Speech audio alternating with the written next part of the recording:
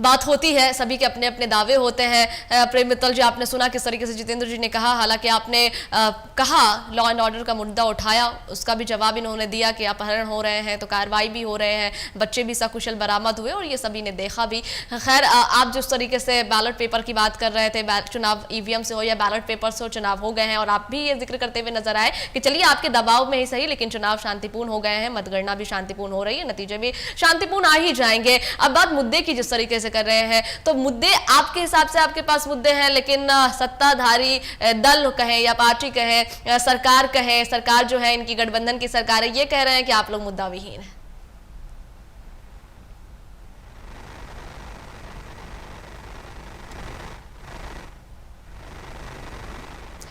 प्रेम जी, आपकी आवाज नहीं आ रही, एक बार आप अपना ऑडियो चेक कीजिएगा प्लीज।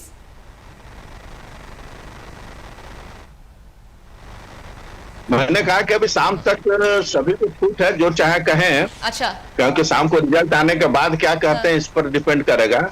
हम ये साफ कह रहे हैं कि हमारी संगठन की ताकत और हमारी जो छवि है जनता के बीच में, जिस ढंग से हम जनता के मुद्दों को लेकर लगातार आवाज उठाते रहे हैं और सरकार के कार्यों के बारे में जो जनता की राय है, उन सारे चीजों को मिला जुला करके फैसला आने वाला है और शहर की जागरूक जनता का फैसला आने वाला है। किंतु सरकार के किन किन मुद्दों का आपने विरोध किया है? आपने कोई झारखंड के अंदर कोई बड़ा आंदोलन करा है क्या? आप बताइए किन आपका पिछले साल का बजट का आधा भी खर्चा नहीं हुआ अभी तक। मंत्री का बयान है कि 78,000 करोड़ रुपया सरकार के पास अभी भी बचा हुआ है।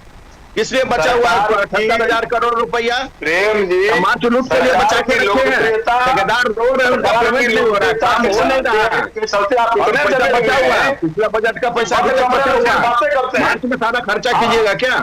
अरे क्या नहीं हो रहा है? कौन सा आंदोलन किया है पिछले 7 वर्षों में? कोई एक सड़क पर आंदोलन का रिकॉर्ड बता दीजिए। ST/SC का कल्याण विभाग में आपने कितना रही है? 3200 करोड़ पिछले बार था, अगली बार 3150 करोड़, 50 करोड़ हटा दिया। आप कहते हैं आदिवासियों के हित के लिए काम कर रहे हैं। जितना बजट का राशि है, योजना बजट में 1 लाख करोड़ के लगभग का है, उसमें 20% तो केवल मैया सम्मान में है।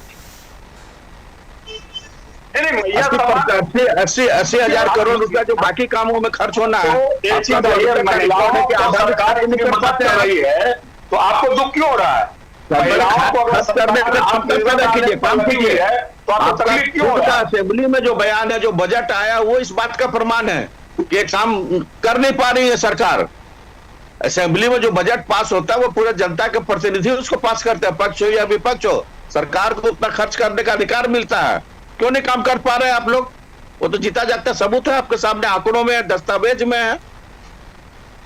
बिल्कुल बिल्कुल दस्तावेज में है, काम हो रहा है, काम हो रहा है, क्या काम हो रहा है? जनता के दिलों पर भी है, जनता के दिलों पर ठीक है, तमाम दस्तावेज जनता के दिलों पर है और जनता के दिलों पर तमाम लोगों ने। जितेंद्र जी, केवल काम, चुनाव में वोट केवल काम पर नहीं मिलता, बहुत चीजें सेंटिमेंट पर भी होती है। चुनाव का माहौल कुछ अलग होता है, लेकिन काम का जब आप जिक्र करेंगे तो काम नहीं हुआ है का प्रमाण आपने खुद असेंबली में दिया अपने बजट में। इंडिया गठबंधन के लोग जो होते हैं ना, काम के आधार पर जनता के बीच में जाते हैं और हम मुद्दा विहीन बातें नहीं करते हैं, हम सेंटिमेंट की बात नहीं करते हैं। सामने आ गया, सामने आ गया, नहीं करते हैं, हम रिलीजन की बात नहीं करते हैं, आज भी बजट सेशन कर रहा है। ठीक है जितेंद्र जी, एक मिनट। प्रेम मित्तल जी, अभी आप कहते हुए नजर आए कि सिर्फ काम से ही चुनाव नहीं होता है, सेंटिमेंट की भी बात आपने की, इसको जरा विस्तार से आप बताना चाहेंगे कि और किस किस आधार पर चुनाव होते हैं और किस चीज का जिक्र आप करना चाह रहे हैं यहाँ पर? नहीं, देखिए, सेंटिमेंट का मतलब ये हुआ कि मान लीजिए चुनाव है ना, चुनाव में कई बातें एक साथ काम करती हैं। केवल विकास के आधार पर वोट होता तो अटल बिहारी वाजपेयी जी की सरकार गिरती क्या? उस समय तो जितना काम हुआ था, जितना उसका प्रचार और माहौल भी था कि काम हुआ है, फिर भी सरकार नहीं बनी थी उस जमाने में। तो इसलिए सिर्फ काम आधार नहीं होता है, काम एक बड़ा आधार होता है, लेकिन सिर्फ काम आधार नहीं होता। चुनाव के लिए, चुनाव में जनता कई बार सेंटिमेंट में, मान लीजिए कहीं किसी की मृत्यु हो गई, अब उसके पुत्र को या पत्नी को टिकट मिला, वो चुनाव लड़ते, वहां सहानुभूति काम करती है, कई चीजें काम करती है, जात का फैक्टर काम करता है, धर्म का फैक्टर काम करता है। आज हमें रांची के क्षेत्र में अल्पसंख्यक आपको में वोट नहीं मिलेगा। तो क्या इस सहानुभूति से नहीं, क्या सहानुभूति से नहीं, एक मिनट, बिल्कुल बिल्कुल बिल्कुल, अब वो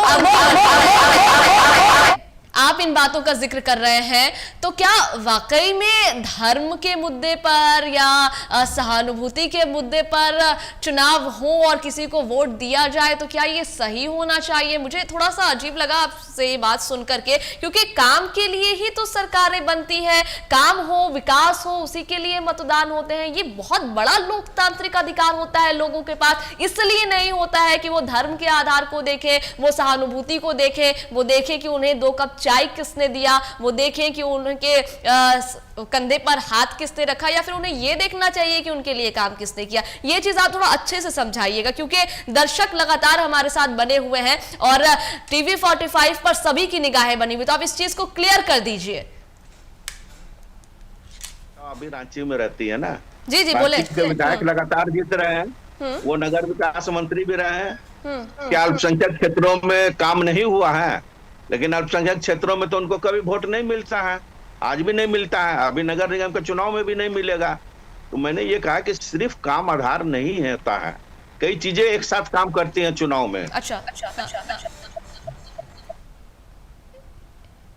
ठीक है जितेंद्र जी, आप जवाब देना चाहेंगे? हालांकि इन्होंने बहुत बड़ी बात कही है, बोलिए। बिल्कुल बिल्कुल, देखिए ऐसा है कि हमारे भाजपा के साथी ये सबसे पसंदीदा विषय होता है क्षेत्रवाद, जातिवाद, धर्मवाद, और अंततः ये उन मुद्दों पे आ ही जाते हैं।